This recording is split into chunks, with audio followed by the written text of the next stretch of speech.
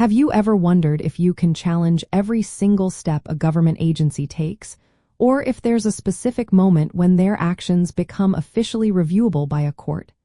It is a fascinating question that sits at the intersection of governmental power and individual rights.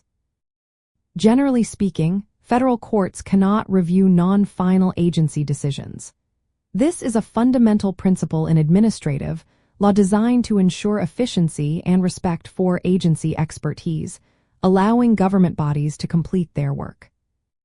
The core mechanism behind this rule is known as the doctrine of final agency action.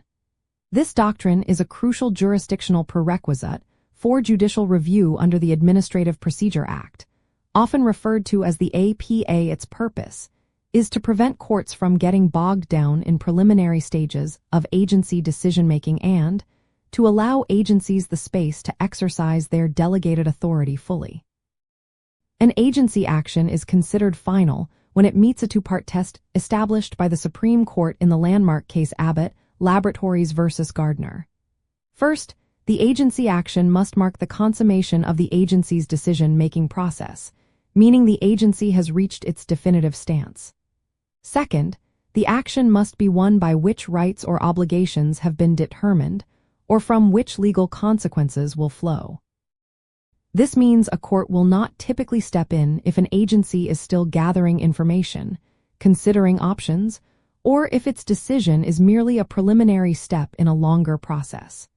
The action must representing the agency's last word on the matter at that specific administrative level.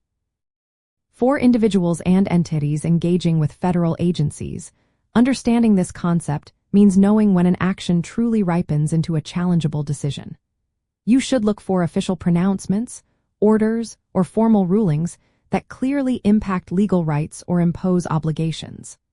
Often, it also means exhausting all available administrative remedies or internal agency appeal steps before seeking judicial review.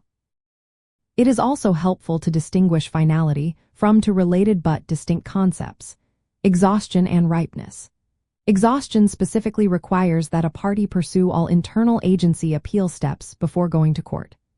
Ripeness, on the other hand, ensures that a dispute is truly fit for judicial decision, considering both the fitness of the issues for judicial review and the hardship to the parties of withholding court consideration. Ultimately, navigating the administrative state effectively requires a solid grasp of when an agency's decision becomes final. This knowledge empowers you to understand your legal standing, protect your rights, and engage with government processes strategically, without premature or ineffectual legal challenges.